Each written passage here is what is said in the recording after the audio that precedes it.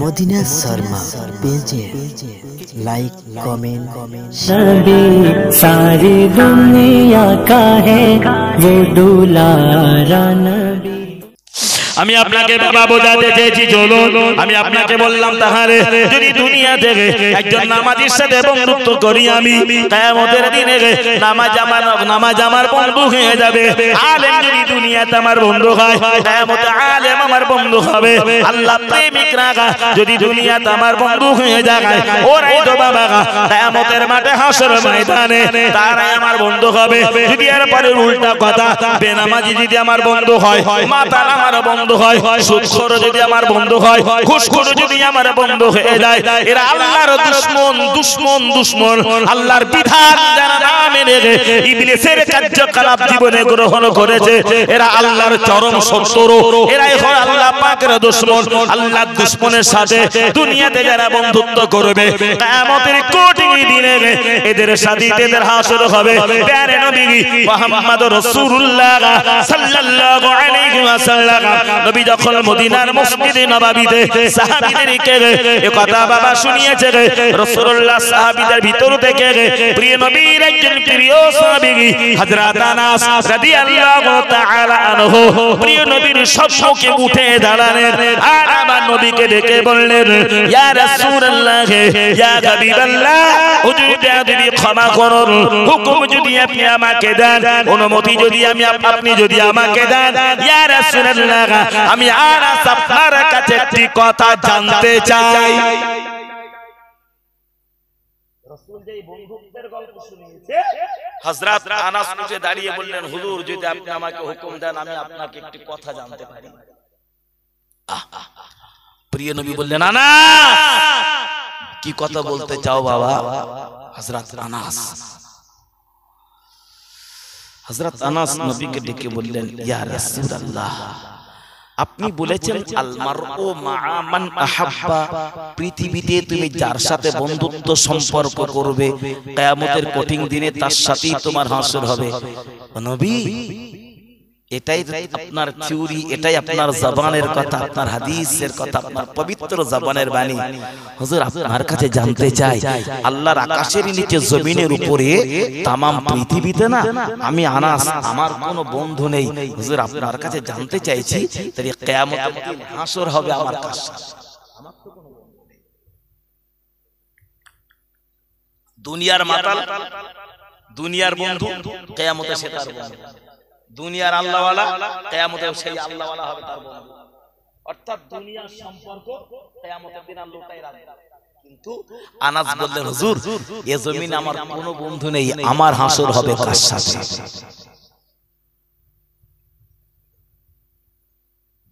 বুঝেছেন আমার কথা? আমার হাসর কার সাথে জিজ্ঞাসা করেন। নবী বললেন আনাস তোমার কি কোনো বন্ধু নাই? হুজুর আমার কোনো বন্ধু নাই।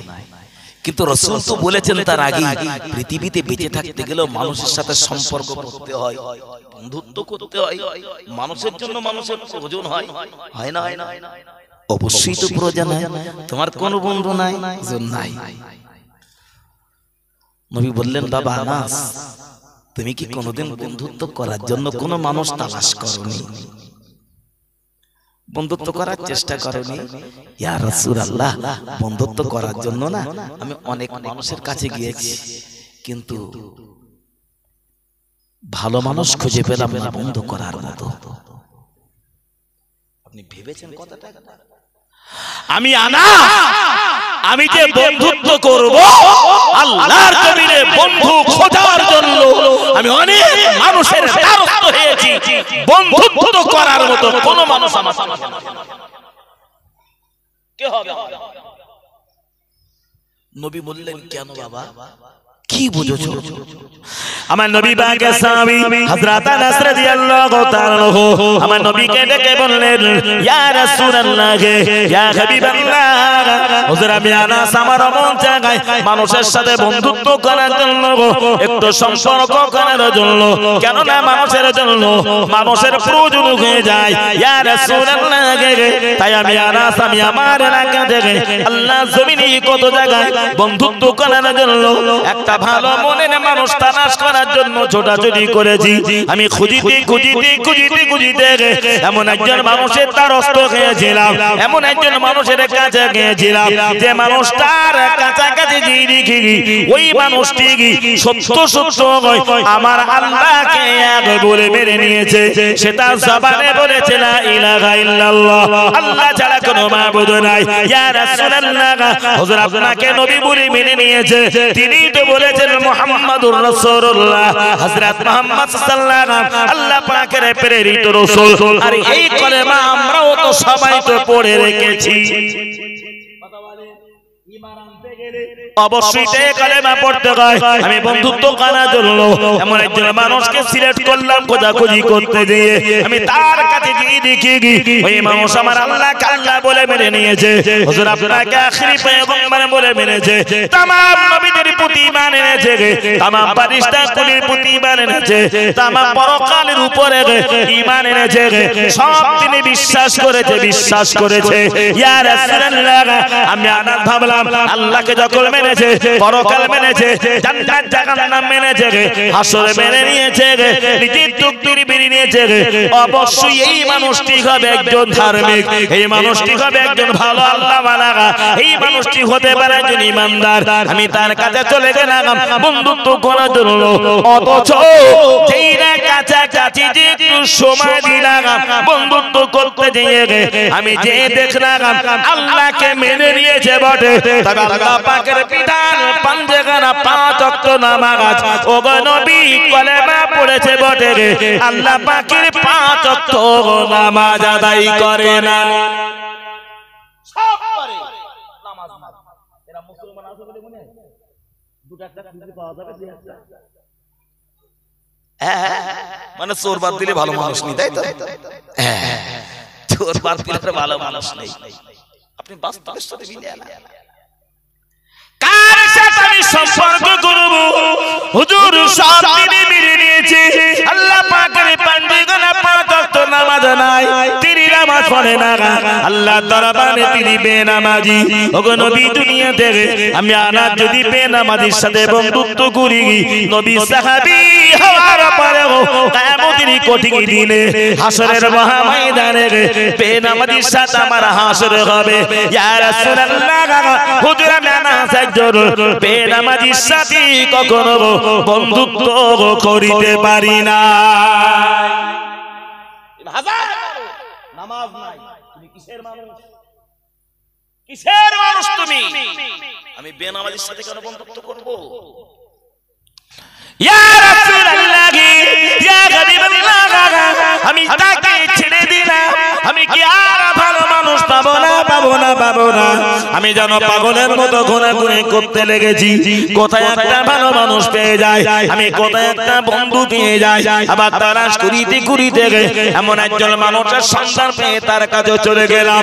আমি তাকে পরীক্ষা নিরীক্ষা তালাশ করে দেখলাম আমার আল্লাহকে মেনেছে, আমার নবীকে মেনেছে, পরকাল মানে, জান্নাত জাহান্নাম মানে, নিজের তাকদীর মানে, সব কিছু মেনেছে বটে, তবে নবী আমি ভালো করে দেখলাম আমার আল্লাহ পাকের বিধান মানে, আল্লাহর আর একটা বিধান, বছরের ফরজ রোজাগুলি আদায় করে না, আল্লাহর রোজাগুলি আদায় করলো না, আল্লাহর দরবারে তিনি রোজাদার, আল্লাহর নাফরমান, আল্লাহর দুশমন কখনো ঈমানদারের বন্ধু হতে পারে না।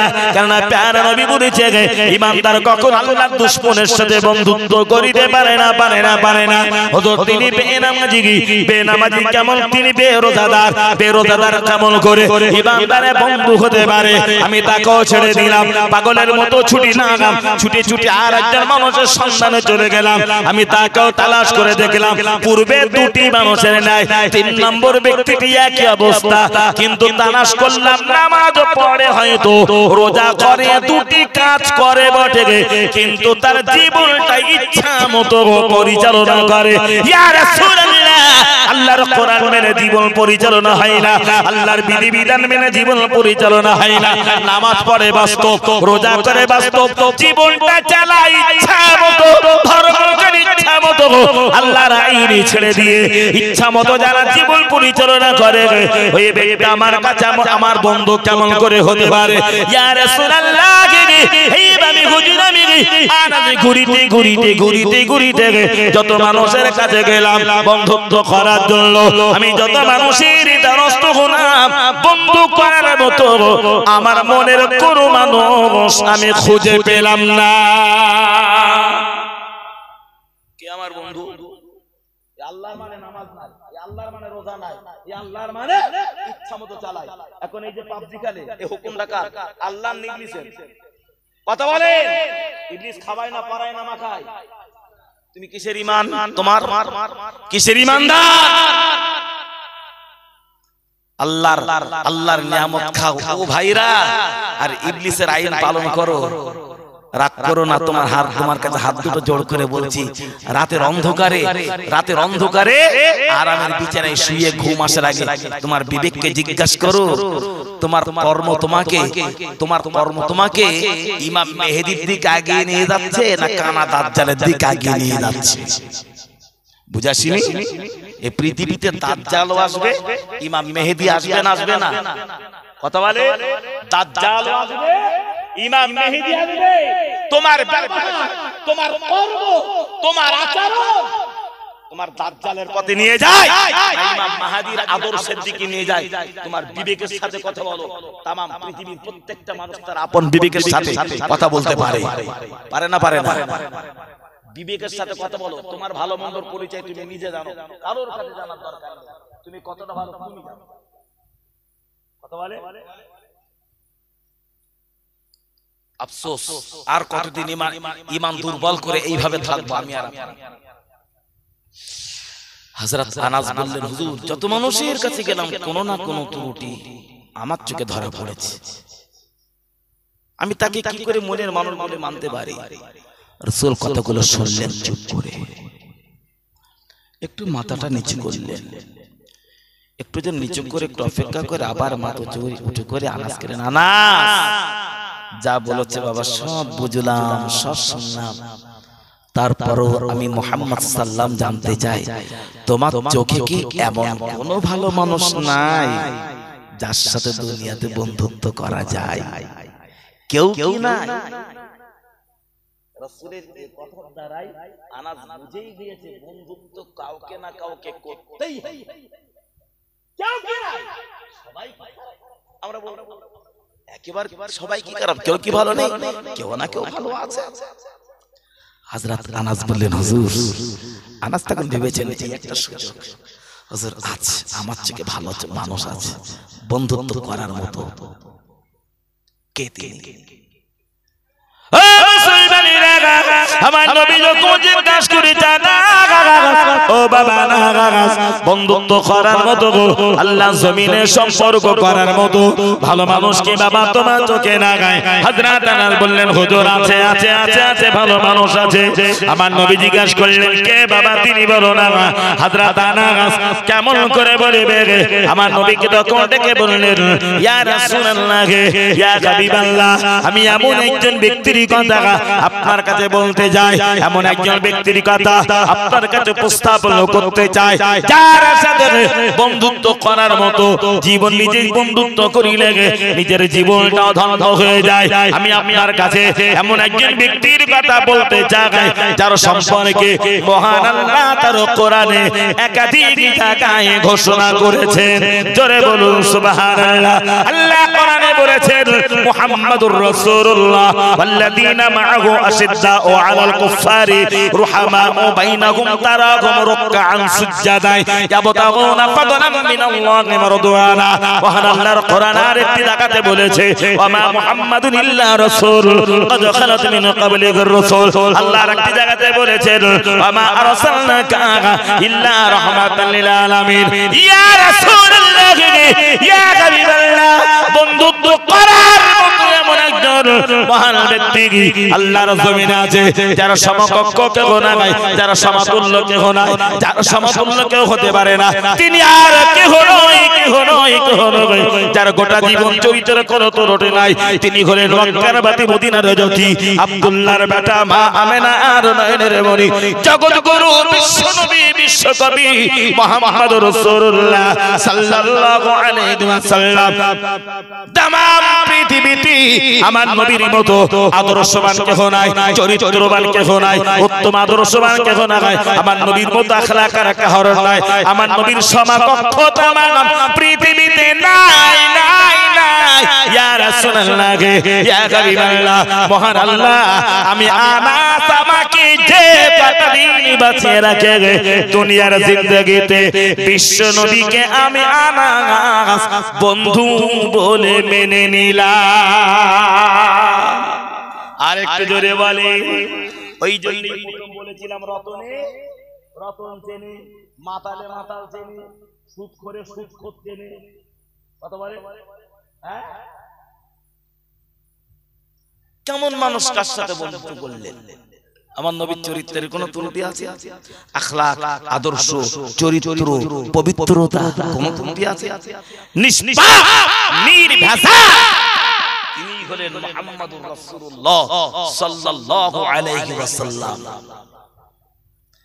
তিনি হলেন তাম পৃথিবীর সর্বসেরা মহানায়ক। সুবহানাল্লাহ বলে। আমার নবীর মতো মানুষ কে হতে পারে? আর আনাস সেই আনাস বললেন, হুজুর আমি আপনাকে বন্ধু বলে মেনে নিলাম, আমাকে গ্রহণ করুন। মানে আমরা আমাদের একটা প্রবাদের কথাই বলি, সুযোগে সদ্ব্যবহার। রাসূল যেই বলেছে এমন কোন ভালো মানুষ কি নাই, সেই সুযোগ।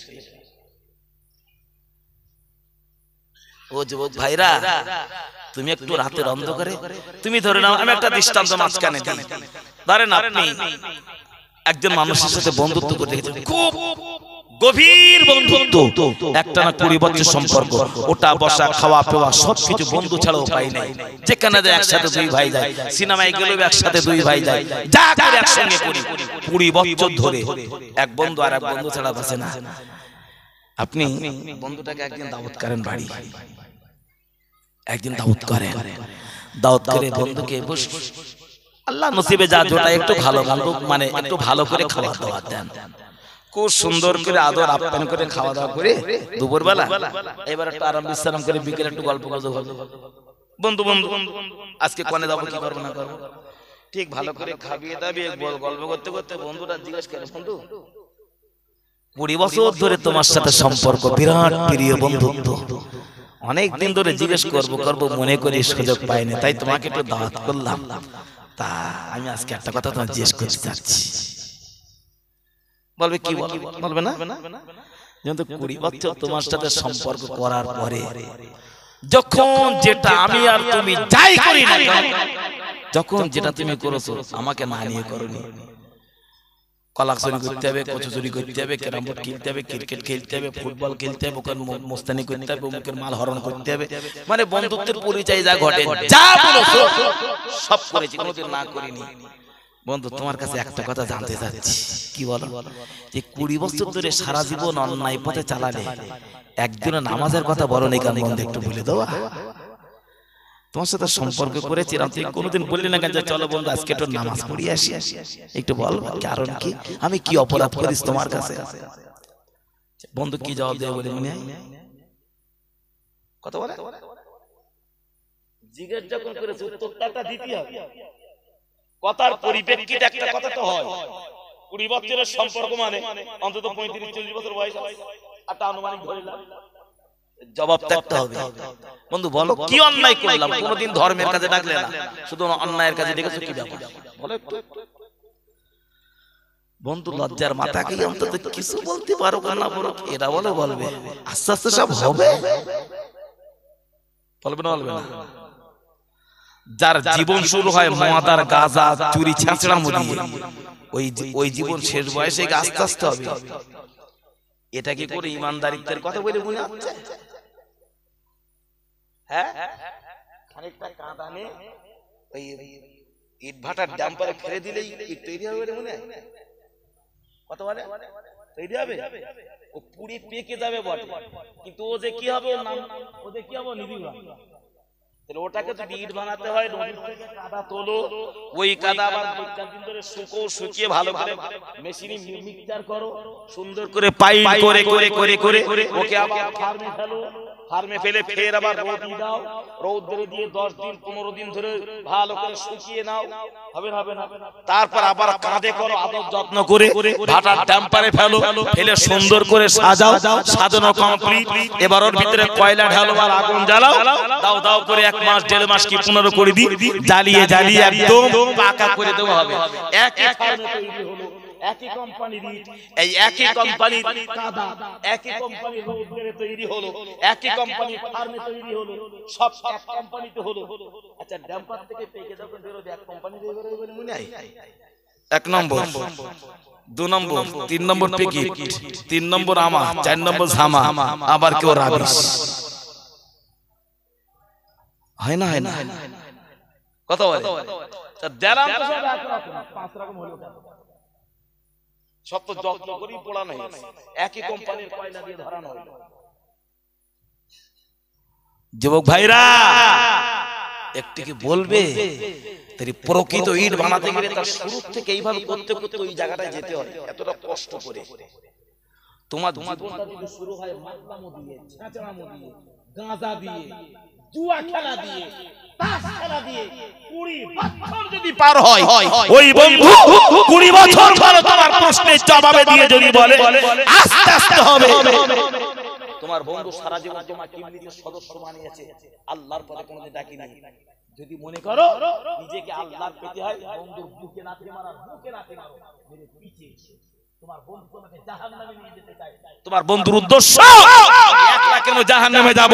কলা কথা তৈরি করেছি একসাথে, মাতলামো করেছি একসাথে, লুট তাস করেছি একসাথে, জাহান্নামে যাব একসাথে। তুই একলা কেন জান্নাতে যাবি গা? চল আমার সাথে। এটাই তোমার বন্ধুর চরিত্র, এটাই তোর বন্ধুর নীতি, এটাই তোর বন্ধুর স্বভাব। বন্ধুর বুকে আর মুখে লাথি মারো, ফিরে এসো আল্লাহর কাছে কাঁদো।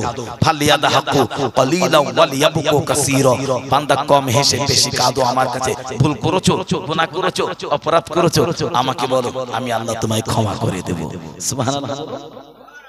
বন্ধু ত্যাগ করেন, ভালো বন্ধু।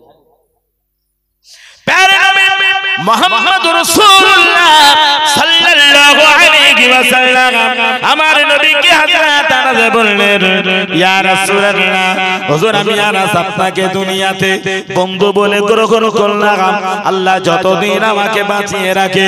হুজুর আমাকে বলে দেখান, আপনি যখন বলেছেন আল মারউ মা'a মান আহাব্বা, যে হবে তোমার দুনিয়ার বন্ধু সেই হবে তোমার জন্য কিয়ামতের বন্ধু, পরকালে তার সাথে তোমার হাসর হবে। ওগো নবী, আমি আনাস দুনিয়ার কোন বন্ধু, দুনিয়ার অন্য কোন মানুষের সাথে বন্ধুত্ব না করে আল্লাহ যার সাথে বন্ধুত্ব করেছে, আমি আনাস দুনিয়াতে তার সাথে বন্ধুত্ব করেছি। আল্লাহ আমার চিন্তায়, আল্লাহ হাসিল করার চিন্তায়, ইয়া রাসূলুল্লাহ কিয়ামতের কঠিন দিনে আমি আনাসের হাসর কার সাথে হবে? আল্লাহ যার সাথে বন্ধুত্ব করেছে আমি আনাস তার সাথে, আর দুনিয়াতে আল্লাহ যার সাথে শত্রুতা করেছে আমরা তার সাথে বন্ধুত্ব। আল্লাহ তাআলা কি হবে, আমরা তাআলা। কথা বলেন ঠিক না ভুল? কথা বলেন, এটাই তো বাস্তব রূপরেখা দেখা যাচ্ছে, অস্বীকার করা যায় না। সুবহানাল্লাহ পড়ে তকবীর দেন, জান্নাত কি মামুর বাড়ি না যে বললো মার হয়ে গেল। ও মুসলমান, প্যারা নবী মুহাম্মদুর রাসূলুল্লাহ সাল্লাল্লাহু আলাইহি ওয়াসাল্লাম নবী আমার হযরত আনাসকে ডেকে বললেন, ওগো বাবা আনাস, বাবা আনাস, तमाम পৃথিবীর লক্ষ্য করে মানুষের ভিতর থেকে আমি মুহাম্মদুর রাসূলুল্লাহ সাল্লাল্লাহু আলাইহি ওয়াসাল্লাম, আনাস তুমি দুনিয়াতে আমার সাথে বন্ধুত্ব করেছো। ওগো বাবা আনাস, তুমি আমাকে বন্ধু বলে গ্রহণ করেছো। আমি নবী তোমাকে জানিয়ে দিলাম বাবা, দুনিয়াতে যখন তুমি আমাকে বন্ধু বলে বাবা মেনে নিয়েছো, কিয়ামতের কঠিন দিনে মহান আল্লাহ রাব্বুল আলামিন আমি নবীর সাথে বন্ধু হিসাবে হাসরের ময়দানে তোমাকে উঠাবে। জোরে বলুন, আর একটু মহব্বত করে বলুন সুবহানাল্লাহ। আল মারউ মা'a মান হাব্বা। ওগো বাবা আনাস, আমি মুহাম্মদকে যখন তুমি দুনিয়ার বন্ধু বলে মেনে নিয়েছো, আমি নবী তোমার জন্য কিয়ামতের বন্ধু হব, আমি নবী তোমার জন্য পুলসিরাতের বন্ধু হব, আমি নবী তোমার জন্য জন্য বাবা আল্লাহ পাকের দয়ার জান্নাতের বন্ধু হয়ে যাব। ও সাবিরা বাবারা বাবারা মনক্ষুণ্ণ তোমরা হইও না, মন কষ্ট তোমরা বাবা পেও না। আমি নবী শুধু আনাসের জন্য বলি না গাই বাবা, সকলের জন্য তোমাদেরকে বলে দিলাম।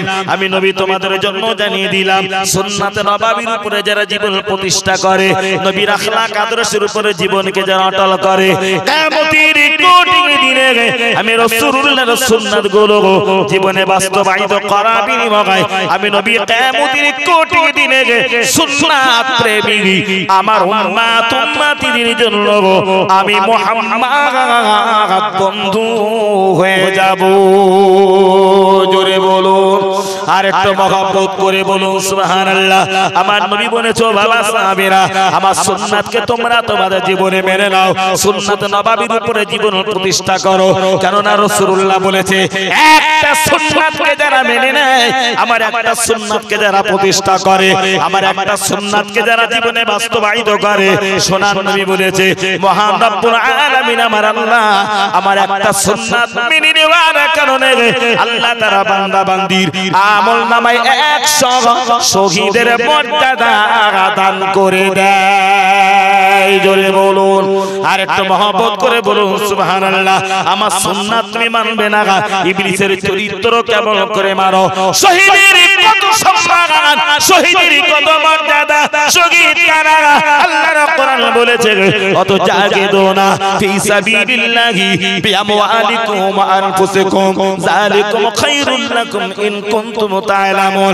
আল্লাহর পথে আল্লাহর দ্বীন হেফাজতের জন্য, আল্লাহর দ্বীন প্রতিষ্ঠার জন্য তোমরা তোমাদের মাল দিয়ে দাও। আল্লাহর দ্বীন প্রতিষ্ঠার জন্য তোমরা তোমাদের অর্থ দাও, তোমরা তোমাদের সম্পদ দাও। এতেও যদি সম্ভব না হয় আল্লাহর কোরআন বলেছে প্রয়োজনে তোমরা তোমাদের জীবন আল্লাহর জন্য কুরবানি করে দাও। আমি আপনাকে বোঝাতে চেয়েছি বদরের ময়দানে, উহুদের ময়দানে, তায়েফের ময়দানে, খন্দকের ময়দানে, तमाम আরব দুনিয়ার বিভিন্ন জায়গায় জায়গায় নবী সাহাবীরা জান মাল সব কুরবান করেছে। নবী সাহাবীদের দেখে রক্তের বিনিময় तमाम পৃথিবীতে আল্লাহর দ্বীন আল্লাহ প্রতিষ্ঠা করেছে। সাহাবীরা বিবির মায়া করে নাই, ছেলে মেয়ের চিন্তা করে না, বাবা মা চিন্তা না করে আল্লাহর জন্য জীবন কুরবানি করেছে। আল্লাহর দ্বীন আল্লাহ तमाम দুনিয়াতে স্বাধীন করেছে। তাই আজকে আমাদের মাথায় টুপি, আমাদের মুখে দাড়ি, ও মুসলমান ভাইরা তারা জীবন আল্লাহর জন্য কুরবানি করেছে বলে আল্লাহর দ্বীন আল্লাহ तमाम পৃথিবীতে স্বাধীন করে দিয়েছে। আজ আমার জীবন কুরবানি আর করতে হবে না। আমি নবীর সুন্নাত গুলো মানতে পারি না। আল্লাহর পথে যারা শহীদ হয়েছে, শহীদের এত মর্যাদা, আল্লাহর কাছে শহীদের এত সম্মান, আল্লাহর কাছে শহীদের এত মর্যাদা।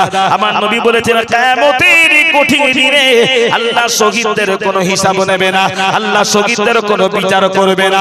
বিনা বিচারে বিনা হিসাবে আমার আল্লাহ শহীদান গুলোকে জান্নাতের মেহমান বানিয়ে দেবে। ও বাবা সাহাবীরা, আল্লাহর পথে যারা জীবন কুরবান করেছে আল্লাহ বিনা হিসাবে তাদের জান্নাতি বানাবে, জান্নাতি বানাবে। শহীদের এত মর্যাদা।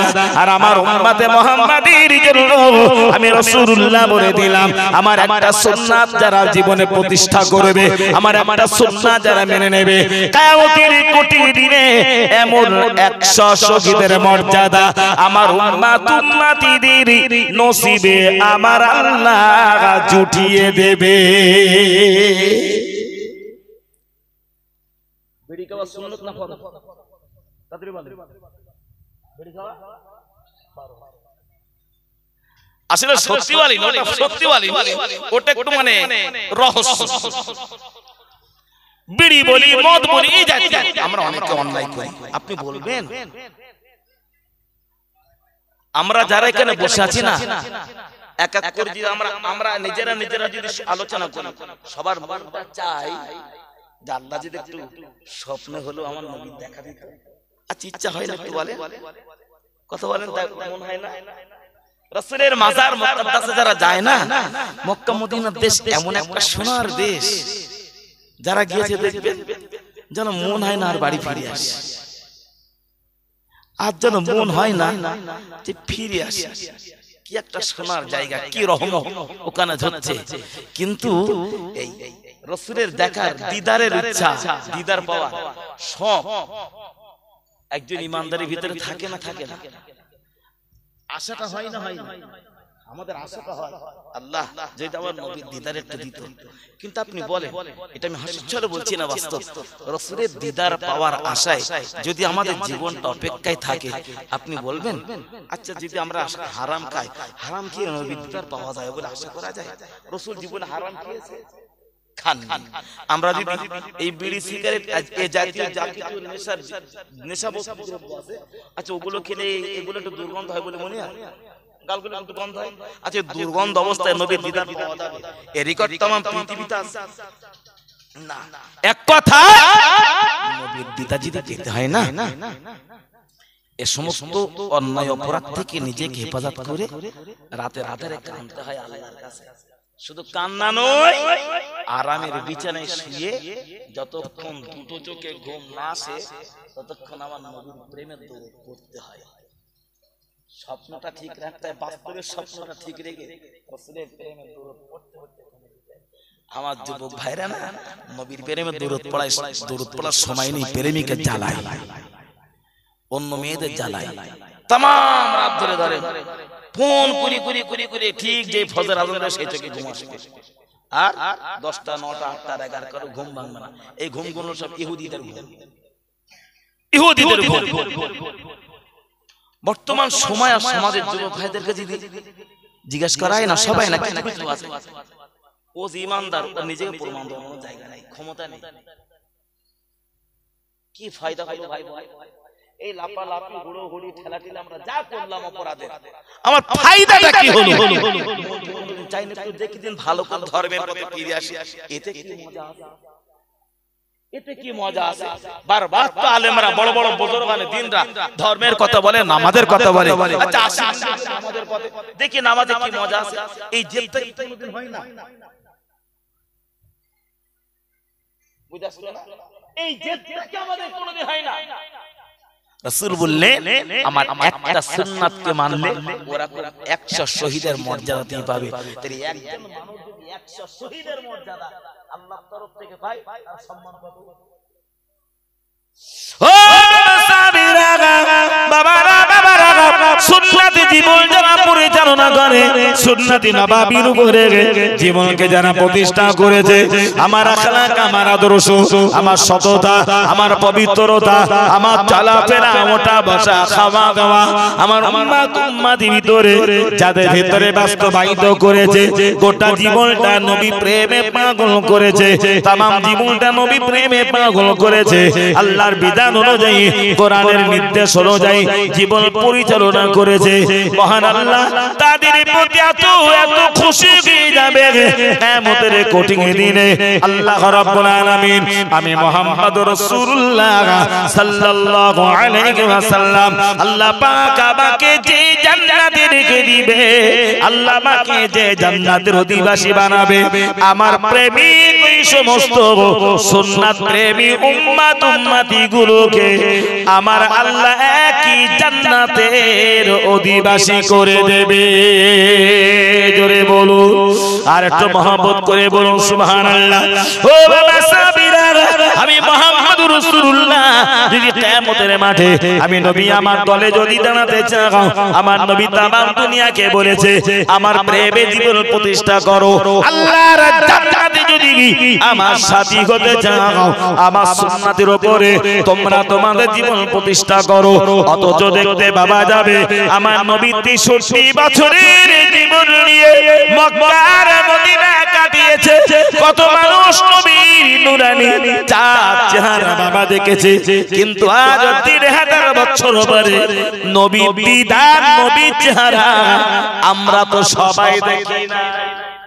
সবাই আল্লাহ যদি কারো স্বপ্ন যোগে নসিব করে, ওটা আল্লাহর দয়া, ওটা আল্লাহর দয়া। তবে রাসূলের দিদার যিনি পান না, অত সহজে তিনি প্রকাশ করতে চান না, নিজেকে খুব গোপন রাখার চেষ্টা করে। এরকম হয় না? খুব গোপন রাখার চেষ্টা করে, প্রকাশ করতে চান না। নবী বলেছে বাবারা আমাকে আল্লাহ যে জান্নাতে দেবে আমার সেই উম্মতগুলো কি একই জান্নাতের অধিবাসী আল্লাহ করবে, কিন্তু আমি আর তোমাদের মাঝখানে আমার আল্লাহ একটা পর্দা করে দেবেন। নবী প্রেমে যদি পাগল হয়ে যাও, নবী সুন্নাতের প্রেমে যদি জীবন প্রতিষ্ঠা করতে পারো, তোমার জীবনটা যদি আদর্শময় হয়, তোমার জীবন যদি নামাজি হয়, তোমার জীবন যদি খাঁটি হয়, তোমার ভিতরে নোংরামি থাকবে না, বাদরামি থাকবে না, কিছুই থাকবে না। আমার আল্লাহ কি জান্নাতের যেমন অধিবাসী বানাবে। ও বাবা সাহাবীরা, আমার আর তোমাদের মাঝে আমার আল্লাহ যে পর্দা করে দিবে, আমার কত উম্মত উম্মতি দুনিয়াতে যারা আমাকে দেখেনি, দুনিয়ায় আমার দিদার যাদের সাথে হয়নি, যদি আমার প্রেমে তারা পাগল হয়ে যায়, নবী দেখার জন্য মনটাও জান্নাতে তাদের রোতানা হয়ে যাবে, অস্থির হয়ে যাবে। কোথায় আমার নবী, কোথায় আমার নবী, কোথায় আমার নবী, নবী দেখার জন্য জান্নাতে যখন ব্যাকুল হয়ে যাবে। দয়াময় আমার আল্লাহর এত দয়া, এত দয়া, এত দয়া। নবী বলেছেন আমার তোমাদের মাঝে আল্লাহর জান্নাতে যে পর্দা থাকবে, দয়াময় আল্লাহ সেই পর্দাকে উঠিয়ে তোমাদের সম্মুখে আমি রাসূলুল্লাহকে হাজিরি করে দেবে। শুধু একবার নবীর আদর্শকে মেনে নাও, নবীর সুন্নাতকে মেনে নাও, নামাজকে অন্তর দিয়ে প্রতিষ্ঠা করো। অন্যায় নয়, অপরাধ নয়। কিয়ামতের দিন শহীদের হিসাব কি বলেছে? কত বলে? বিনা হিসাবে আল্লাহর জান্নাত, ওদের কোনো বিচার নাই। কিন্তু কিয়ামতের মাঠে না এখন দু শ্রেণীর মানুষকে আল্লাহ কোনো বিচার করবে না। এখনো দু শ্রেণীর মানুষ যাদের বিনা বিচারে সিদ্ধান্ত হবে। কারা? রাসূল বলেছেন একদল মানুষকে আল্লাহ কিয়ামতে, দুই নম্বরে আরেকদল মানুষকে আল্লাহ কোনো বিচার করবে না। তারা কারা? রাসূল বলেছেন যাদের টোটাল জীবনে কোনো নেক কাজ নেই, সৎ কাজ নেই, এক যারা পরিমাণ ভালো কাজ নেই, বিনা কি বলা যায়, গোটা জীবনটাই পাপে ভরা, অন্যায়ে ভরা, অপরাধে ভরা, নোংরামিতে ভরা। বলেছেন গোটা জীবনটাই যাদের পাপ, কোনো ভালো বলে এক যারা পরিমাণ নেই, কিয়ামতে এই সমস্ত বেঈমান কাফেরগুলোকে আল্লাহ কোনো বিচার করবে না। আল্লাহ বিনা বিচারে যে জাহান্নামে দিয়ে দেবে, বিনা বিচারে জাহান্নাম। সর্বশেষ নবী 3 নম্বরে বলেছে আরেকদল মানুষকে আল্লাহ কোনো বিচার করবে না। তারা কারা? যাদের জীবনকে যারা পাপ মুক্ত জীবন বানাতে পেরেছে, এক যারা পরিমাণ ত্রুটি নেই, গোটা জীবনটাই আল্লাহর প্রেমে ভরা। বুঝাসনা না? এক যারা পরিমাণ কোনো ত্রুটি নেই, গোটা জীবনটা আল্লাহ প্রেমে ভরা। কিয়ামতে আল্লাহ তাদের কোনো বিচার করবেন না, বিনা বিচার আল্লাহ তাদের জান্নাতের অধিবাসী করে দিবে।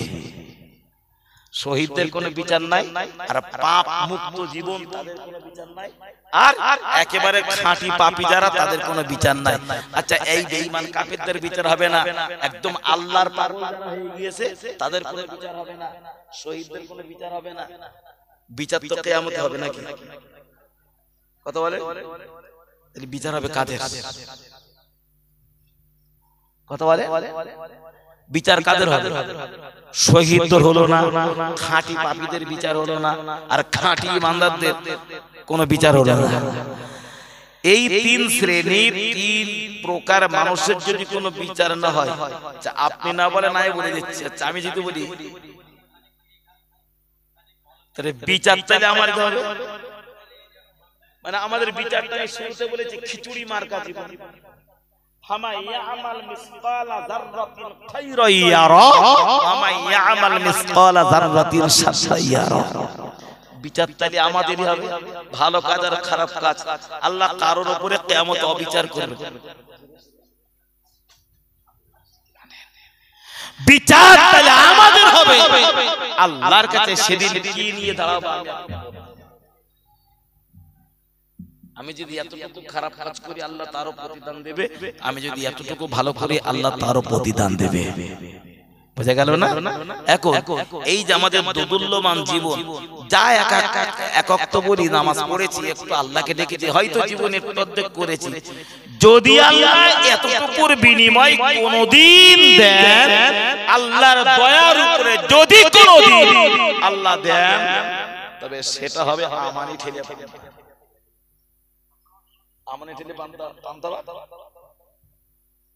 সারা জীবন যে পাপ দোষ ত্রুটি অন্যায় অপরাধগুলো করেছি না, কঠিন আযাবে গ্রেফতার হতে হবে, আযাবে ভোগ করে করে করে করে এ জাতীয় নোংরামগুলো সব জ্বালিয়ে পুড়িয়ে মুছে সারকার করে, তারপর যদি কোনোদিন আল্লাহর দয়া হয়, ভালো কাজের বিনিময় হয়তো কোনোদিন জান্নাতের একটা কোণা পাবো। তবে ও যে কত লক্ষ কোটি বছর পার হবে সে আল্লাহ মালিক তিনি ভালো জানে। আজকে দিবার কালকে বের করতে বড় কোন না, বুঝাচ্ছ না? অর্থাৎ আচ্ছা আমি যা কথা বললাম আপনাদের কাছে বললাম, সব মনে মনে একটু কষ্ট কষ্ট পেলেন বলে মনে হয় নাকি? হ্যাঁ হ্যাঁ হ্যাঁ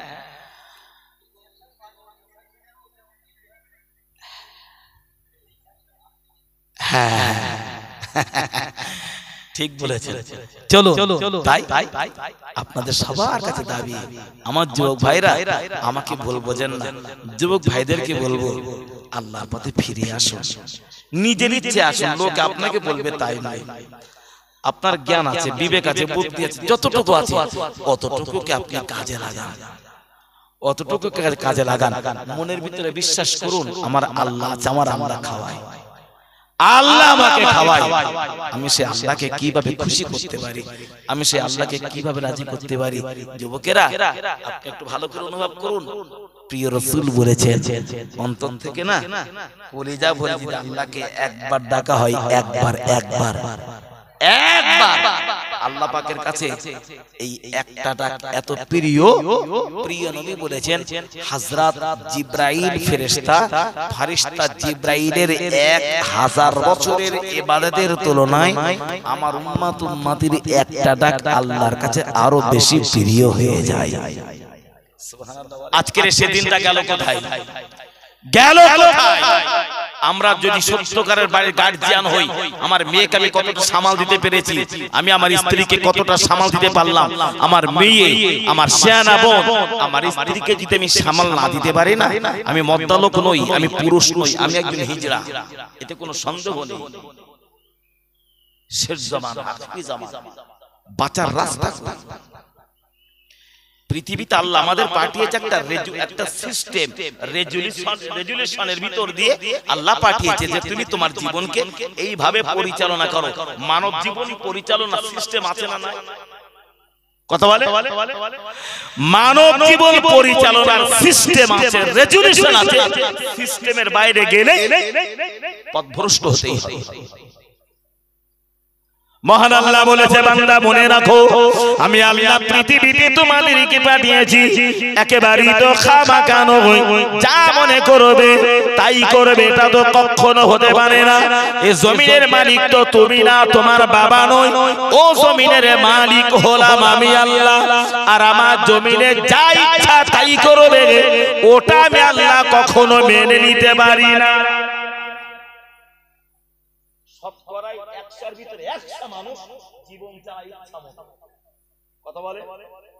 ইচ্ছা মতো জীবন চালাই, এই অধিকার পেলাম কোথায়? একটা উত্তর দেন, আমাদের খাওয়ানোর মালিককে জোরে বলে খাওয়ায় আল্লাহ, আমরা আল্লাহর নিয়ামত খাই, শুকরিয়া গাই কার? কথা বলে এ মানব দেহের দাম আছে না নাই? এর কি দাম আছে? কথা বলেন দাম আছে না নাই? এই দেহটার দাম আছে না নাই? আমরা বলি দাম নেই, তাহলে আমরা যদি বলি দাম নেই, ক্ষণিকের জন্যই মেনে নিলাম। আল্লাহ না করেন দুটো কিডনি খারাপ হয়ে গিয়েছে, ডাক্তার বলেছে দুটো কিডনির দাম 10 লাখ টাকা, কি করবেন বলেন? পয়সা নেই। কারোর একটা কিডনি খারাপ হয়, কারোর হার্ট ব্লক হয়, আরো এই জাতীয় বিভিন্ন অনেক সমস্যা হয়, হয় না? 5 লাখ 7 লাখ 10 লাখ, দুটো কিডনি কত? 10 লাখ টাকা। একটা চোখের দাম কত? না তোমার একটা ভালো চোখ দিয়ে দেবো 5 লাখ টাকা দাও, তোমার রক্ত পরিবর্তন করে দিব বছরে 1 লাখ টাকা দাও। এগুলো খরচ করলে খরচ হয় না? হয় না? আমার কিডনির কত টাকা মূল্য, আমার হার্টের কত টাকা মূল্য, আমার দুটো চোখের কত টাকা মূল্য। 1 ঘন্টা যদি হসপিটালে অক্সিজেনের প্রয়োজন হয়, 1 ঘন্টায় অক্সিজেন নিতে গেলে আমার বহু টাকা খরচ করতে হবে না হবে না? প্রতি সেকেন্ডে প্রতি মুহূর্তে বছরের পরে বছর যে অক্সিজেন ব্যবহার করছি, অক্সিজেন দিচ্ছে কে? এর ঋণ শোধ করবে কে? এটা কি ফ্রি? কথা বলে হসপিটালে অক্সিজেন নিতে গেলে হাজার হাজার টাকা খরচ হয় ক্ষণিকের জন্য। আল্লাহর দেওয়া অক্সিজেন লক্ষ কোটি কোটি কোটি টাকার অক্সিজেন প্রতি মুহূর্তে প্রতি সেকেন্ডে ব্যবহার করলাম। শুধুই তো ঋণ হয়ে গেল, এই ঋণকে পরিশোধ করবে আমার। আল্লাহ টাকা চাই নাই, আল্লাহ পয়সা চাই নাই, আল্লাহ অর্থ বা সম্পদ চাই নাই, কিচ্ছু চেয়েছে আমাদের কাছে? চাইলে তোমার চোখ অন্ধ করতাম, তোমার কিডনি দুটো নষ্ট করে দিতাম, তোমার হার্টকে ব্লক করে দিতাম। আল্লাহ পারতেন না? পারতেন না? কথা বলে কোনটাই করিনি, সব সুস্থ করেছি, সবল করেছি, তোমাকে পাগল করিনি, অন্ধ করিনি, বোবা করিনি, খোড়া করিনি, কোনটাই না করি একটা ভালো মানুষ করেছি তোমাকে সুস্থ। খামাখা নয়, টাকা লাগবে না, পয়সা লাগবে না, জমি জায়গা লাগবে না, কিছুই লাগবে না, একটাই দাবি তোমার রবের আইনটা। আর কোন দাবি? বুঝেছ আমার কথা? তোমার রবের আইন যদি তোমার ভিতরে এই বিশ্বাস তৈরি হয়, রব তোমাকে খাওয়ায়, সেই রবের আইন তুমি মেনে নাও। এই গ্রামটার নাম কি গ্রাম? গোটরা। আপনি আপনার গ্রামটাকে সমীক্ষা করুন। ইয়ং জেনারেশন, আমার যুবক ভাই যতটা আছে টোটাল গোটরা গ্রামে যতটা যুবক ভাই আছে, আল্লাহর বিধান মেনে চলে কজন? কত বলে? যদি গোটা গোটরা গ্রামের 200 পিস যুবক ছেলে থাকে, জওয়ান তরতাজা, আল্লাহর আইন মেনে চলে কজন? হ্যাঁ হ্যাঁ বলে। খুঁজে পাওয়াটা কষ্ট, তাই না? হয়তো 2-5 জন আছে, কিন্তু সেটাও খুঁজে পাওয়া কষ্ট, আফসোস। হ্যাঁ আফসোস। তাহলে এই যে 200 যুবক ছেলে আল্লাহ এত নিয়ামত তাদের উপরে দিয়েছে, কথা বলার শক্তি দিয়েছে, তার বোবা করিনি, চোখে দেখার শক্তি লেন্স পাওয়ার বাড়িয়ে দিয়েছে, আল্লাহ তাকে অন্ধ করিনি। সেই যুবকটা আমার আল্লাহর শুকরিয়া একটু কলিজাপুরে আদায় না করে সারা দিন আর রাত মোবাইলে পাবজি গেম আর ফ্রি ফায়ার, ইহুদিদের তৈরি করা ইমান ধ্বংস করা গেম খেলা নিয়ে আমার যুবক ভাইগণ 24 ঘন্টা পড়ে আছে। কানা দাজ্জাল আসতে কি আর বাকি আছে বলে মনে হয়? দাজ্জাল আসতে কি আর বাকি আছে? শুধু সুবহানাল্লাহর মিলাদ সোমবার পড়ে বাড়ি যাব। দাজ্জালের সদস্য তো আমাদেরই হতে হবে, সূত্রপাত এটাই। তাম পৃথিবীর ভিতরে এটাই হলো সেই সূত্রপাত। আমি কোন পথে ব্যবহার করব? ইচ্ছা মতো জীবন পরিচালনা করা, এটা তো বাবা আল্লাহ পাকের বিধান নয়। যা বলছে আমি তাই করব, এটা তো আমার আল্লাহ পাকের হুকুম নয়। তাই তো মহান আল্লাহ বলেছে, ও বান্দা বান্দি, আমি আল্লাহ তোমাকে খাওয়াই, আমি তোমাকে পড়াই, আমি তো তোমাকে মাখাই, আমি আল্লাহ তোমাকে হায়াত দিয়েছি। যখন আবার তোমার হায়াত ফুরিয়ে যাবে, আমি আল্লাহ ফের আবার তোমার নসিবে মরণটাও তো জুটিয়ে দিব। তবে আমার হুকুম তোমার দ্বারা পরিচালিত হলো না, আমার বিধান তুমি পালন করলে না, আমার জমিনে তুমি ইচ্ছা মতো তোমার জীবন তুমি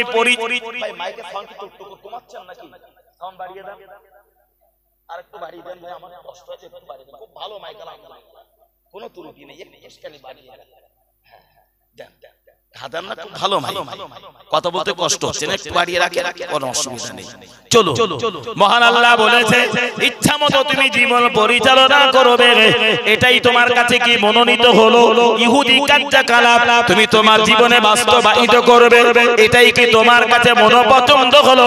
কাফেরদের রীতিনীতি ওটাই তোমার জীবনে ধারণ করবে, এটাই কি তোমার ধর্মের রীতি আর নীতি হলো? তবে বান্দা বান্দি মনে রাখো, আমার নিয়ামত খেয়েছো, আমি তোমাকে রুজি খাবিয়েছি, সূর্যের তাপ আমি আল্লাহ তোমাকে দিয়েছি, আমার তামাম পৃথিবীর সমস্ত নিয়ামত তোমার নসিবে জুটিয়েছি, অথচ তুমি আমাকে কলিজা ভরে ডাকলে না, আমাকে কলিজা ভরে অন্তর দিয়ে আল্লাহ বলে একটা বারের জন্য ডাকলে না। ও বান্দা বান্দি মনে রাখো, তোমার রবকে ভুলে, তোমার রবের বিধানকে ভুলে, তোমার রবের আইনকে ভুলে ইচ্ছা মতোই তুমি জীবন যাপন করবে, খামখেয়ালি তুমি জীবন যাপন করে তুমি তোমার নফসের তাবেদারি করবে। এটাই যদি তোমাদের কাছে মনোনীত হয়, মনোপুত হয়, ওটাই যদি তোমাদের কাছে মনোপছন্দ হয়, তাহলে আমি আল্লাহ বলে দিলাম, বান্দা বান্দি মনে রাখো, ইমালু মা শিতুম, ও বান্দা বান্দি তোমরা যা ইচ্ছা তোমরা তাই করো, ইমালু মা শিতুম, যেটাই তোমার মনে ভালো লাগে সেটাই তুমি করো, চাইলে আমাকে দেখো, তুমি না হয় না দেখো, তবে মনে রাখো যদি তুমি আমাকে না দেখো আমি আল্লাহর কোণে এসে যাই না, ক্ষতিটা হবে তোমার। আবু জেহেল আল্লাহর ডাকি না, আল্লাহর কোনো ক্ষতি আছে? জোরে বলে আল্লাহর কি যায়, ক্ষতি আছে কার? আবু জেহেল, নমরুদের ক্ষতি হয়েছে না হয়নি? সাদ্দাত, হামান, কারুন, ফেরাউন, এরা পৃথিবী বিখ্যাত ছিল ক্ষতি, আপন আপন ক্ষতি নিজেরাই তৈরি করে নিয়েছে, তাই না? আবু জেহেল গর্ত করেছিল কার জন্য? নবীর জন্য। ওই গর্তে পড়েছে কেরা? যুবক ভাইরা, আবু জেহেলের মতো নিজের গর্ত তুমি নিজে খুঁড়ছো না তো আমার উপর রাগ করো না।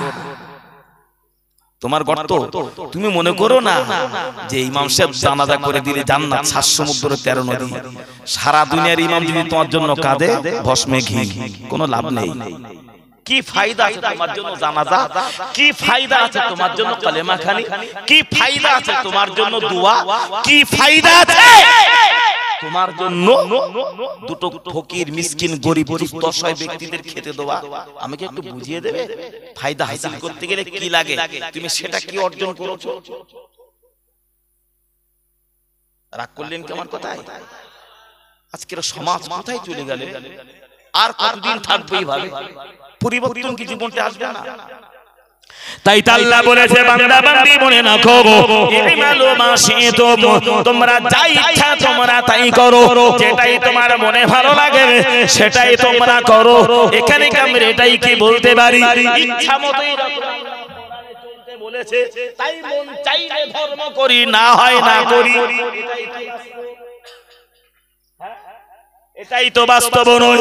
মহান আল্লাহ বলেছে, আমাকে ডাকতে, মানতে, চিনতে, আমি আল্লাহকে বুঝতে, আমার সম্পর্কে সচেতন হতে, আমার বিধান আইন মান্যতা দিতে, আমার আইন অনুযায়ী জীবন পরিচালনা করতে, ফুলের মতো তোমার মানব জীবন গঠন করতে যদি এতই তোমার জন্য কষ্ট হয়, এতই যদি তোমার জন্য এতই কষ্ট হয়, আমি আল্লাহকে ভুলে ইবলিসের অনুগত স্বীকার করতে, ইবলিসি কার্যকলাপ তোমার জীবনে বাস্তবায়িত করতে, এটাই যদি তোমাদের কাছে ভালো লাগে, আমি আল্লাহ নিজেই ঘোষণা করে দিলাম, যা চলে যা, চলে যা, ইমালু মা শিতুম, যেটাই তোদের মনে ভালো লাগে ওটাই তোরা কর। তবে বান্দা মনে রেখে দে, ইন্নাহু বিমা তা'মালুনা বাসীর, তোরা যেটা করছিস সব আমি আল্লাহ দেখে রাখছি, শুধু একবার আমার কাছে ফিরে আয়।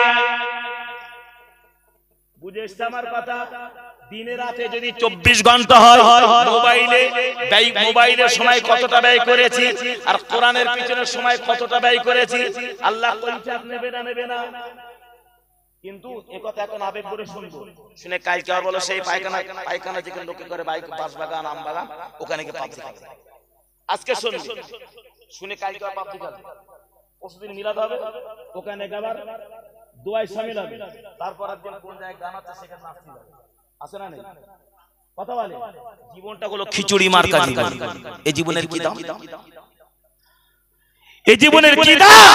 তাই তো পরিষ্কার কবির ভাষায় যাব, কবি বলেছে, দেশ গেল রসাতলে, নেতা অভাবে সমাজ, আকারে এরা মানুষ হলেও মানুষ মানুষ নয়। অস্বীকার করার জায়গা কোথায়? অবশ্যই বাবা মাথায় রাখুন, আমি মাঝখানে কথা প্রসঙ্গে একটি ছোট্ট দৃষ্টান্ত আমি আপনাকে দিতে চাই।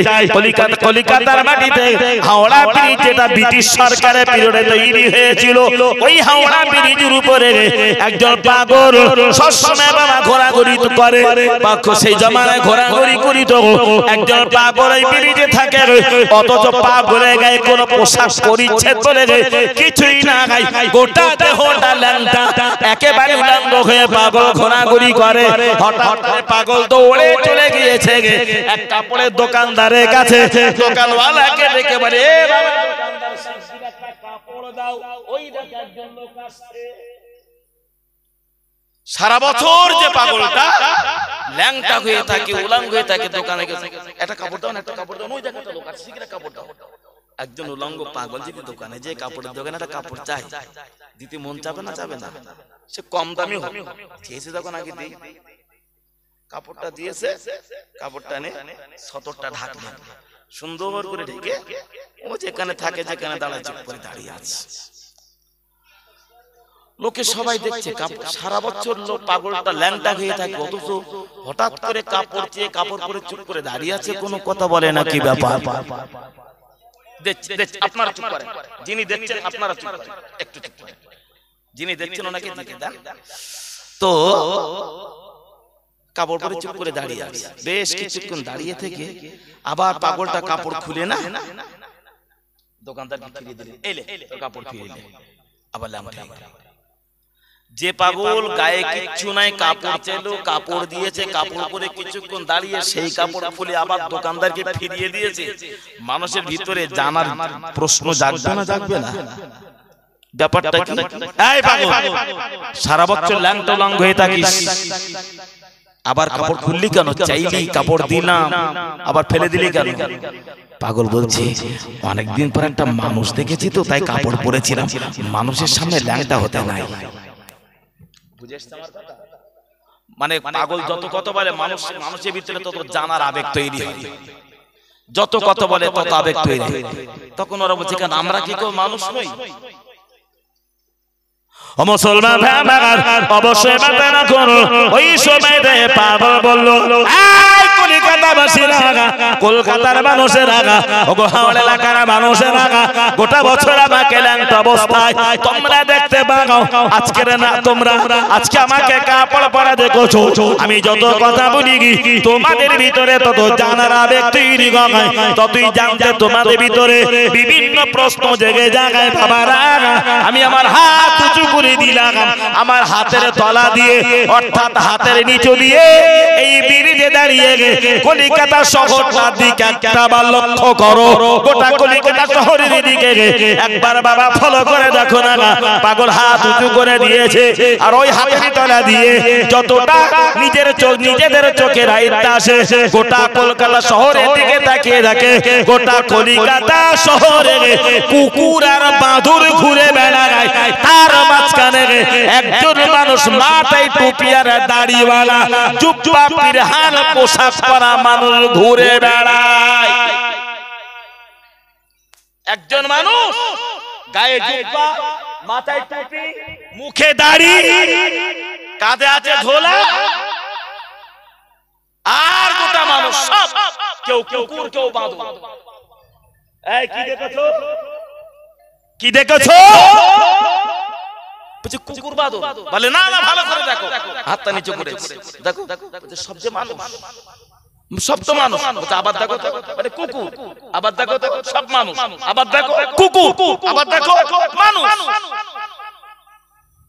পাগল বলছে, বাবা কলকাতায় অনেক দিন বাদ একজন মানুষ এসছে, তাই আমি একটু নিজেকে পর্দা করেছিলাম। গোটা কলকাতায় না কুকুর আর বাঁদর ঘুরে বেড়ায়, বাঁদর কুকুরের কোনো পর্দা পুষিদা জ্ঞান থাকে না, তাই বাঁদর কুকুরের সামনে কেন পোশাক পরবো, তাই ল্যাংটা হয়ে থাকি।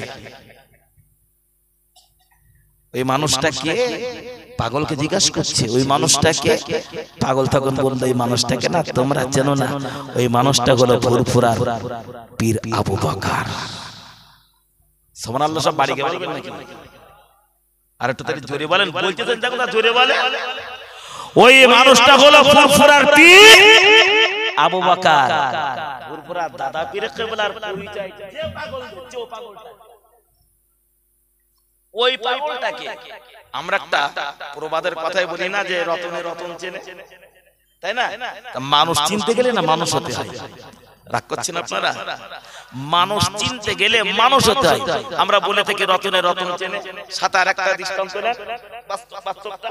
দাদা পীর কিবলার যিনি ওস্তাদ ছিলেন, পীর ছিলেন, কলকাতার মানিকতলাতে শুয়ে আছে রাসূলের নামা পীর সুফি ফাতে আলী ওয়াইসি রাহমাতুল্লাহ আলাইহি, তাই না? এখন হুজুরের মাজার যে জায়গাতে একদম পাশে মসজিদ, ওই মসজিদে দাদা পীর কিবলার ওস্তাদ পীর ইমামতি করতেন।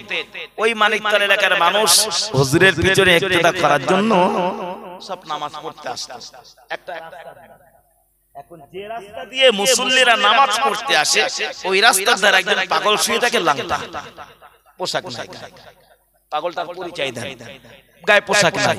তো প্রতিদিন আসে, একই অবস্থায় দেখে মুসল্লিরা নিজেদের কাছে নিজের একটু বড় লজ্জিত হয়। একদিন হুজুরকে বলছে, হুজুর যদি আপনি হুকুম দিতেন বেয়াদবি ক্ষমা চাই, এই রাস্তার ধারে একজন পাগল শুয়ে থাকে ল্যাংটা হয়ে, আমাদের বড় লজ্জা হয়, যদি আপনি বলতেন পাগলকে আমরা ওখান থেকে একটু তাড়িয়ে দিতাম। গায়ে কিচ্ছু নাই, নিজেদের বড় লজ্জা লাগে। সুফি ফাতে আলী ওয়াইসি রাহমাতুল্লাহ আলাইহি বলছে, বাবা ল্যাংটা পাগল শুয়ে থাকে বাবা? বলছে হ্যাঁ, আপনি হুকুম দিলে একটু তাড়িয়ে দিতাম। বলছে এক কাজ করো, না তাড়িয়ে পাগলকে যে বলো যে সুফি সাহেব তোমাকে ডেকেছে। বুঝতে সে তো পাগল ল্যাংটা, কিচ্ছু না। বলে বাবা যে আমার নামটা বলো যে তোমাকে ডেকেছে। এখন পীরের আদেশ, আল্লাহর মাহবুবের আদেশ। একজন উঠে যে পাগলকে যায়, পাগল পীর সাহেব তোমাকে ডেকেছে। ছিল শুয়ে, হুজুরের নাম পাগলের কাছে যেই বললেন, পাগল সঙ্গে সঙ্গে উঠে বসেছে। হুজুর আমাকে ডেকেছে, সুফি সাহেব আমাকে ডেকেছে, সুফি সাহেব আমাকে ডেকেছে, আমি কি করে যাব? আমার গায়ে তো পোশাক নেই, আমার তো পোশাক নেই। পাগলের একদম পাগলামি করতে শুরু করেছে। এই পাগলামি করতে করতে করতে করতে নিজের দুই হাত এইভাবে ঘষতে ঘষতে ঘষতে ঘষতে আল্লাহর জমিনে নিজের ডান হাত জোরে আঘাত করেছে। আঘাতে আল্লাহর জমিন সেই জায়গায় দুই দিকে ফাঁক হয়ে গিয়েছে, আর সেই জমিনের ভিতরে ওই পোশাক বাইরে বার করে গায়ে পরিধান করে পীর সুফি ফাতে আলী ওয়াইসি রাহমাতুল্লাহ আলাইহির সম্মুখে হাজির হয়ে গেলেন। আরেকটু জোরে বলে। এখন যে ডাকতে গিয়েছে দৃশ্য দেখে তার তেমনি চোখ দাঁড়িয়ে, মাটিতে মারলো, মাটি ফাঁকা হয়ে গেল, আর মাটির ভিতর থেকে পোশাক বার করে গায়ে পড়লো। আশ্চর্য ব্যাপার। এখন হুজুরের সঙ্গে কথোপকথন, হুজুর জিজ্ঞাসা করছে, আমার মুসল্লিরা আপনাকে বলে আপনি কি রাস্তার ধারে পড়ে থাকেন এইভাবে? হুজুর কই দেখুন আমার গায়ে পোশাক, আমার গায়ে পোশাক দেখেন, এই দেখেন আমার গায়ে তো পোশাক, পোশাক কোথায় আছে? না নাই। হুজুর আমি চলে যাচ্ছি বলেই চলে গেলেন, আর কোনো কথা না, চলেই গেলেন। এখন যে বাজারা ডাকতে গেছে অবাক, কি ব্যাপার হুজুর, কি ব্যাপার? কেন বাবা? এই বৃত্তান্ত, এই ব্যাপার। বলছে বাবা তোমরা চেনো না, তোমরা চেনো না, চেনার চোখ নেই তোমাদের। ওই লোকটাকে না, আসলে ওই লোকটাকে তোমরা চিনতে পারিনি। আমার আল্লাহ গোটা কলকাতা শহরের কুতুব হিসাবে আল্লাহ ওনাকে নিযুক্ত করেছেন। জোরে বলো, আরো জোরে বলে। বড় বড় শহরে আল্লাহ এক একজন বড় বড় কুতুবকে নিযুক্ত করেন। গোটা কলকাতা শহরের উনি হলেন আল্লাহ পাকের পছন্দনীয়, আল্লাহ কুতুব হিসাবে নিযুক্ত করেছেন। তাই হুজুর আল্লামা লিখেছেন, পাগলকে দেখে পাগল বলো না, পাগলকে কষ্ট দিও না, পারলে কিছু খেতে দিও, যদি নাও দিতে পারো হাসি মুখে বিদায় দিও। কে যে দুনিয়ার পাগল আর কে যে আল্লাহর পাগল, ওটা তোমরা চেনো।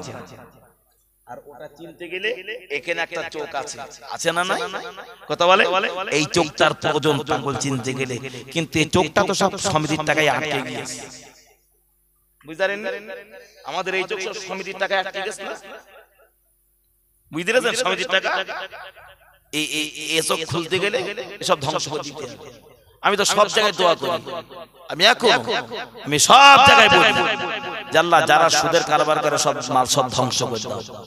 আমার এক জায়গায়, আমি ওই বকচার এলাকায় একটা জুমার নামাজ পড়াই, সেখানে আমার এক জলকারে দোয়া করতে নিয়ে গেছে। জলকার মানে কি, যায় তো এলাকায় জলকার করে, আমি ওটাতে বুঝি। আমি দোয়া দানি করলো, তা আমি দোয়া লাস্টে বললাম আল্লাহ যদি ব্যবসা যদি হারাম হয় তাহলে হারাম ব্যবসা ধ্বংস করে তুমি সৎ পথে ব্যবসা করার তৌফিক দাও।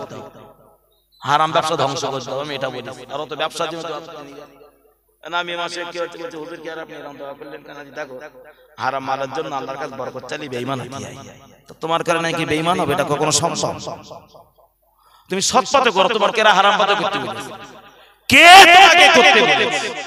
ও শর্টকাটে বুঝিয়ে দিল যে দোয়া চাক ভালো কাজের জন্য দোয়া চাক, কখনো যেন হারাম কাজের জন্য। আল্লাহ হালাল্লাহুল বাইআ ওয়া হারামার রিবা, আল্লাহ ব্যবসাকে হালাল করেছে কিন্তু সুদকে হারাম করেছে। চলুন বাবা ফিরে যায় গোনার কথায়। আমি আপনাকে বলতে বলতে এতদূর পর্যন্ত চলে এসেছি। মহান আল্লাহ বললেন বান্দা বলে রাখো ইন্নাহু বিমা তা'মালুনা বাসীর, তোমরা যেটা করছো সব আমি আল্লাহ দেখে রাখছি, শুধু একবার তোমরা ফিরে এসো। আমি এটাই বলছিলাম, তাই না? এবার আপনি বলুন দুনিয়ার তাম পৃথিবীর যে কোন প্রান্তে কোথায় কি করছি না করছি, কখন শুয়ে যাই, কখন ঘুমিয়ে যাই, কখন মোবাইল খেলি, কখন পাবজি খেলি, কখন গালিগালাজ করি, কখন লোকের মাল চুরি করি, আমার আমরা দেখতে পাই না। কথা বলেন। এখন আপনি একজন পাঁচ ওয়াক্ত নামাজে মসজিদে, আল্লাহ আপনার একটা পুত্র সন্তান দিয়েছে। আপনি সন্তানটাকে ছোটবেলা থেকে এত সুন্দর করে লালন পালন করলেন, আপনার সন্তান আপনার অবাধ্য হয়ে চলে, আলহামদুলিল্লাহ, খুব ভালো কথা। আপনার সম্মুখে আপনার ছেলে মাথা উঁচু করে কথা বলে, আপনার সম্মানে, আপনার ভয়, অথচ ওই ছেলেটা আপনার অগোচরে অনেক বড় বড় পাপ করে, ওই খবরটা আপনি জানেন। এরকম হয় না? কথা বলে মানে বাপের সামনে একদম ফেরেশতা আর বাপের অগোচরে আরেকজনের সদস্য। সকালবেলা ফজরের নামাজ কালাম পড়ে কি একটা মন হলো, মসজিদে একটু দেরি করে অপেক্ষা করে রাস্তা দিয়ে টুকটুক করে হেঁটে হেঁটে যাচ্ছে। যেতে যেতে রাস্তার ধারে একটা বড় ফুটবল খেলার মাঠ, দূর থেকে দেখতে পেলেন যে 4-5টা লোক, 4-5টা ছেলে সব গোল করে এক জায়গায় বসে রয়েছে। 4-5 জনের মাথা সব এক জায়গায়, 4-5 জনের মাথা গোল করে বসে আছে এক জায়গায়, আর তার মাঝখানে ধোঁয়া উঠছে। সাত সকালে 4-5 জনের মাঝখান থেকে ধোঁয়া উঠছে, মানে কিছু একটা হচ্ছে বলে বলি। কথা বলে কি ব্যাপার এত সকালে, কি ব্যাপার, কারা? ভালো করে ফলো করে দেখলেন এরা কারা। এখন যারা টানাটানি করতেছে, বজায়নি যারা টানাটানি করছে, ও তো ঘুরে ঘুরে আমি ট্রেন আপনার কাছে দেবো, আপনি ট্রেন আরেকজনের কাছে দেবেন, একবার চোখে দেখেছি। এখন টানতি টানতি ওই 5 জনের ভিতরে আপনার ছেলেটা, অথচ দূর থেকে আপনি বুঝতে পারছেন না, ও একটা শুকতার মরণের টান দেই বাপ দাঁড়িয়ে রয়েছে। যে বাপকে দেখলে ছেলে বাঘের মতো ভয় পায়, বাবার সামনে মাথা উঁচু করে কথা বলে না, আর গাজার টান মেরে ঘাড় ঘুরিয়ে থেকে বাবা দাঁড়িয়ে রয়েছে। আচ্ছা ওই বাবাকে দেখে ছেলে আর এই মজলিসে দাঁড়াবে বলে মনে হয়? কথা বলে বাপের সামনে কথা বলে না, বাপ কত ভয় পায়। আর সেই বাপকে যদি চোখে দেখে আগে দাঁড়াবে, ও জানের ভয়ে, মারির ভয়ে পালাবে। পুরো বাপ তার দৌড়াতে পারে না, তখন যুবক ছেলে বাপ শুধু একবার হেকালবে, ওখানে বসে কি করছিস, সব দাঁড়িয়ে দাঁড়িয়ে দেখেছি, দৌড়ে কোথায় যাবি, কোথায় যাবি, আই বাড়ি আই, তোর ব্যবস্থা হচ্ছে, বাড়ি আই, বলবে না? বলবে ও সারাদিন যেখানে যাই ঘোরাঘুরি করুক না কেন, বাড়িতেও রাস্তা হবে না, বাড়ি তো আর আসতে হবে। আচ্ছা এবার আপনি বলেন, যে অপরাধ ছেলে করেছে, ওই ছেলে বাড়ি আসলে আপনাকে দুধ কলাতে ভাত দেবে না আলাদা কিছু একটা হবে বলে মনে হয়? বকাবকি মারধর এরকম হবে না? হবে না? বয়স অনুপাতে হয় বকা হবে না মারা হবে। যদি বড্ড বাচ্চা বানায় ঘর থেকে বার করে দেওয়া হবে, এরকম একটা ভয় হবে না? হবে না? আপনি বলুন, আপনার ছেলে আপনার সামনে অপরাধ করেছে, আর সে আপনি দেখেছেন দৌড়ে পালিয়ে চলে গেল। সন্ধ্যার পরে রাতের আঁধারে ছেলে ঘরে এসেছে, বাপ হয়ে ছেলেকে বকবে, মারবে, ঘর থেকে তাড়িয়ে দেবে। এটাই যদি দুনিয়ার সিচুয়েশন, মানে বাস্তব যদি এটা হয়, আল্লাহ বললেন তামাম পৃথিবীর মালিক আমি আল্লাহ, ইমালু মা শিতুম, যা ইচ্ছা তাই করো, আমার বিধান ছেড়ে অন্যের বিধান মান্যতা দিতে যখন এত ভালো লেগেছে, মনে রাখো ইন্নাহু বিমা তা'মালুনা বাসীর, তোমরা যেটা করছো সব আমি আল্লাহ দেখে রাখছি, শুধু একবার ফিরে এসো। আল্লাহ তো সব দেখতে পাচ্ছে। ছেলের অপরাধ যদি বাপ সহ্য না করতে পারে, বান্দার অপরাধ যে আল্লাহ আমাদের পৃথিবীতে পাঠিয়েছে, সে আল্লাহর কাছে ফিরে যেতে হবে না? হবে না? আল্লাহ সহ্য করে নেবে সব নাকি? যে মদ খেয়েছে কি করে তাকে বাপে সব জান্নাতে দিতে, গাজায় নাই বন্ধু বান্ধবের পাল্লায় পড়ে এক আধবার টান দিতে কি করা যায়, এরকম হবে বলে মনে হয়? হ্যাঁ, তাই তো প্যারে নবী মুহাম্মদ রাসূলুল্লাহ সাল্লাল্লাহু আলাইহি ওয়াসাল্লাম দয়ার নবী বলেছেন, ও বাবা সাবিরা, বাবারা মনে রাখো আমি মুহাম্মদ রাসূলুল্লাহ বাবা তোমাদেরকে জানিয়ে দিলাম। নবী আমার জামানে বর্ণনা করেছেন আল মারউ মা'a মান আহাব্বা, প্রিয় নবী বলেছেন আল মারউ মা'a মান আহাব্বা। ও বাবা সাবিরা, দুনিয়াতে যার সাথে তুমি বন্ধুত্ব করবে, পৃথিবীতে যার সাথে তুমি চলাফেরা করবে, ওটা বসা করবে, দয়ার নবী বলেছেন কিয়ামতের কঠিন দিনে তার সাথেই তো তোমার হাসর হবে। এটাই রাসূলুল্লাহ বুঝিয়েছে। পৃথিবীতে বেঁচে থাকতে গেলে মানুষের জন্য মানুষের তো বাবা প্রয়োজন হয়, সুখে দুঃখে বিপদে মুসিবতে মানুষের জন্য মানুষের দরকার হয়। নবী বলেছে মানুষের সাথে তুমি আত্মীয়তা করো, মানুষের সাথে বন্ধুত্ব করো, তুমি মানুষের সাথে সম্পর্ক করো, মানুষের জন্য কোন কোন কাজে মানুষের প্রয়োজন হয়ে যায়। তাই তো রাসূল বলেছেন আল মারউ মা'a মান আহাব্বা। তবে মনে রাখো দুনিয়াতে যে হবে তোমার বন্ধু, ওই হবে তোমার জন্য পরকালের বন্ধু। দুনিয়াতে যে তোমার সাথী হবে, সে তো হাসির ময়দানে তোমার সাথী হবে। এটাই তো রাসূলুল্লাহ বুঝিয়েছে। যার সাথে তুমি ওঠা বসা দুনিয়াতে করবে, দুনিয়াতে যার সাথে চলাফেরা করবে, কিয়ামতের কঠিন দিনে তার সাথেই তো তোমার হাসর হবে। ও মুসলমান ভাই আমার, হাদিসের এটাই মূল থিওরি। এখন আল্লাহ তোমাকে বিবেক দিয়েছে, বুদ্ধি আল্লাহ দিয়েছে, তুমি একজন সতেজ তুমি একজন সতেজবান, তুমি জানা বোঝা ব্যক্তি। রাসূলুল্লাহ হাদিসকে কেন্দ্র করে, এটাই তো রাসূলের হাদিসের থিওরি। তুমি পৃথিবীতে বেঁচে থেকে মানুষের সাথে বন্ধুত্ব করবে, তোমার বন্ধু নামাজি হবে না তোমার বন্ধু বেনামাজি হবে, তোমার বন্ধু মাতাল হবে না তোমার বন্ধু আদর্শবান হবে, তোমার বন্ধু ইমানদার হবে না তোমার বন্ধু ইহুদি কার্যকলাপ নিয়ে জীবন পরিচালনা যারা করে তারা হবে। আল্লাহ তোমার বিবেক বুদ্ধি দিয়েছে, ওই বিবেক দিয়ে তুমি তোমার বন্ধুকে বেছে নাও। যদি আবু জেহেলের দল দুনিয়াতে তোমার বন্ধু হয়, কিয়ামত আবু জেহেলের সাথে তোমায় উঠতে হবে। যদি নবীর দল দুনিয়া তোমার বন্ধু হয়, কিয়ামতের দিনে নবীর দলে আল্লাহ তোমাকে উঠিয়ে দেবে। অবশ্যই তোমার বন্ধুত্ব দুনিয়াতে করতে হবে। এখন আপনি বলেন, রাসূল বলেছেন আল মারউ মা'a মান আহাব্বা, যে হবে দুনিয়ার বন্ধু সেই হবে তোমার পরকালের বন্ধু। এখন দুনিয়াতে যদি আমার বন্ধু হয় একজন ভালো নামাজি, কিয়ামত আমার হাসর কার সাথে হবে? নামাজির সাথে। দুনিয়াতে যদি একজন বন্ধু আমার হাক্কানি আলেম হয়, আমার হাসর হবে সেই আলেমের সাথে। দুনিয়াতে যদি একজন আবেদের সাথে আমার বন্ধুত্ব হয়, তাহলে আমার হাসর হবে আল্লাহর আবেদ বান্দার সাথে। বাস্তব এটাই তো রাসূলের থিওরি। কথাটা ঘুরিয়ে না। দুনিয়ার যদি একজন বেনামাজি আমার বন্ধু হয়, কিয়ামতে বন্ধু আমার কি হবে? দুনিয়ার যদি মাতাল আমার বন্ধু হয়, হাসর হবে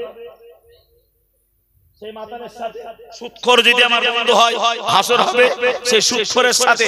রাসূল বন্ধুত্ব করতে বলেছে, তুমি আল্লাহ রাসূল বন্ধুত্ব করতে বলেছে, তুমি আল্লাহ দুশমনের সাথে বন্ধুত্ব করবে না আল্লাহ ওয়ালির সাথে বন্ধুত্ব করবে? এই বন্ধু পার্থক্য করার জন্য আল্লাহ বুঝাছো না? তাই নবী বলেছে বন্ধুত্ব যদি করতে হয় আল্লাহ পাওয়ার চিন্তায় বন্ধুত্ব করো, শত্রুতাও যদি করতে হয় খুশি করার চিন্তায় শত্রুতা করো। যদি তুমি ভালো একজন আল্লাহ প্রেমিক হও, যদি তুমি ইমানদার হও, কখনো হতে পারে না ইমানদারের বন্ধু, কখনো বেনামাজি হতে পারে না। সম্ভব? যদি আমি বেনামাজির বন্ধু হই, আমি হাজার নামাজি, রোজাদার, দিনদার, ইমানদার, যত ভালো মানুষ আমি হই না কেন, দুনিয়ার সুদখোর, ঘুষখোর, মদখোর, হারামখোর, এরাই যদি আমার বন্ধু হয়, কিয়ামত আমার মত নামাজি মাতালের সাথে উঠবে। এটাই বুঝেছ আমার কথা? বাঁচার রাস্তাটা কি আবার একটু বলবেন? সমাজের যুবক ছেলে ভাইদের চিন্তাটা একবার করেন দিন। ওদের ওটা ভাষা আল্লাহওয়ালার বন্ধু কজন আছে? আর আর আল্লাহর আদেশ লঙ্ঘন করে যারা চলে তার গা বন্ধু কজন আছে? আয়নার মতো পরিষ্কার হয়ে আছে, যাচাই বাছাই করা লাগবে না। যাচাই বাছাই করা লাগবে না। কষ্ট পাচ্ছেন কি আপনারা? পরিণাম কখন আসবে ইমাম মেহেদী? দুনিয়ার আয়ু আর খুব বেশি বেশি নেই, সব ভেজালে আস্তে আস্তে পরিপূর্ণ হয়ে যাচ্ছে। কি কঠিন, কি করুণ অবস্থা, বাঁচার কি রাস্তা আছে?